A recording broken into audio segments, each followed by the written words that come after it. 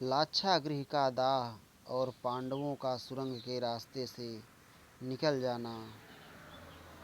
वैशंपायन जी कहते हैं, जन्मेजय, पांडवों को एक वर्ष से वहाँ प्रसन्न चित्त हो विश्वस्त की तरह रहते हुए देख पुरोचन को बड़ा हर्ष हुआ।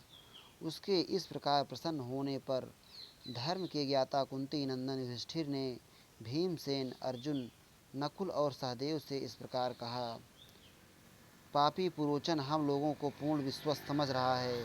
इस क्रूर को अब तक हम लोगों ने धोखा दिया है। अब मेरी राय में हमारे भाग निकलने का यह उपयुक्त अवसर आ गया है।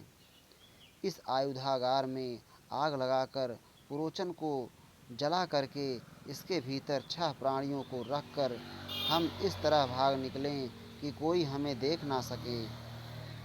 महाराज, तदनंतर एक दिन रात्र के समय कुंती ने दान देने के निमित्त ब्राह्मण भोजन कराया और उसमें बहुत सी स्त्रियां भी आई थीं।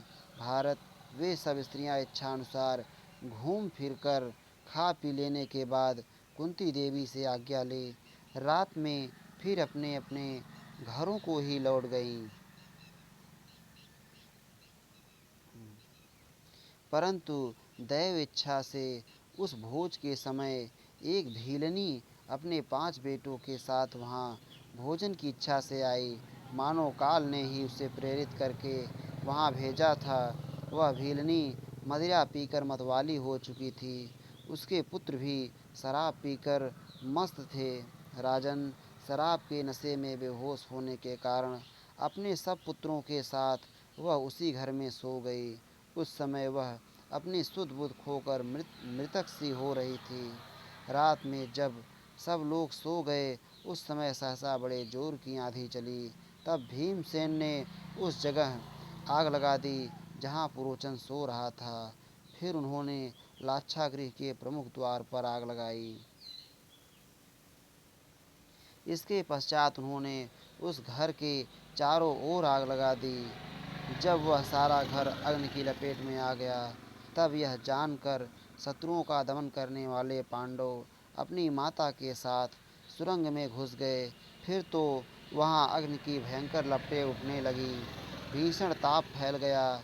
घर को जलाने वाली उस आग का महान चट चट शब्द सुनाई देने लगा। इससे उस नगर का जनसमूह जाग उठा। उस घर को जलता देख पूर्ववासियों के मुख पर दीनता छा गई। वे व्याकुल होकर कहने लगे। पूर्ववासी बोले, अहो, पुरोचन का अंतःकरण अपने वश में नहीं था। उस पापी ने दुर्योधन की आज्ञा से अपने ही विनाश के लिए इस घर को बनवाया और जला भी दिया। अहो, धिक्कार है। धृतराष्ट्र की बुद्धि बहुत बिगड़ गई है, जिसने शुद्ध हृदय वाले पांडुपुत्रों को शत्रु की भांति आग में जला दिया। सौभाग्य की बात है कि यह अत्यंत खोटी बुद्धि वाला पापात्मा पुरोचन भी इस समय दग्ध हो गया है, जिसने बिना किसी अपराध के अपने ऊपर पूर्ण विश्वास करने वाले नरश्रेष्ठ पांडवों को जला दिया है। वैशंपायन जी कहते हैं,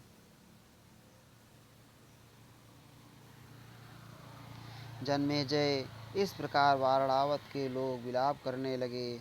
वे रात भर उस घर को चारों ओर से घेर कर खड़े रहे।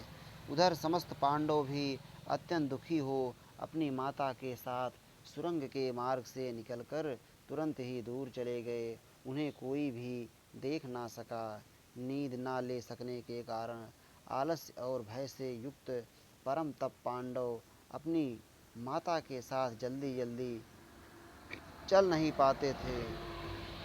राजेंद्र, भयंकर वेग और पराक्रम वाले भीमसेन अपने सब भाइयों तथा माता को भी साथ लिए चल रहे थे। वे महान बल और पराक्रम से संपन्न थे। उन्होंने माता को तो कंधे पर चढ़ा लिया, नकुल सहदेव को गोद में उठा लिया तथा शेष दोनों भाइयों को दोनों हाथों से पकड़कर उन्हें सहारा देते हुए चलने लगे। तेजस्वी भीम वायु के समान वेगशाली थे। वे अपनी छाती के धक्के से वृक्षों को तोड़ते और पैरों की ठोकर से पृथ्वी को विदीर्ण करते हुए तीव्र गति से आगे बढ़े जा रहे थे। इस श्री महाभारते आदि पर्वणि जतुगृह पर्वणि जतुगृहदाहे सप्तचत्वारिंशद अधिक शततमो अध्यायः। इस प्रकार श्री महाभारत आदि पर्व के अंतर्गत जतुगृह पर्व में जतुगृहदाह विषयक 147वां अध्याय पूरा हुआ। श्री राधा वल्लभ लाल की जय।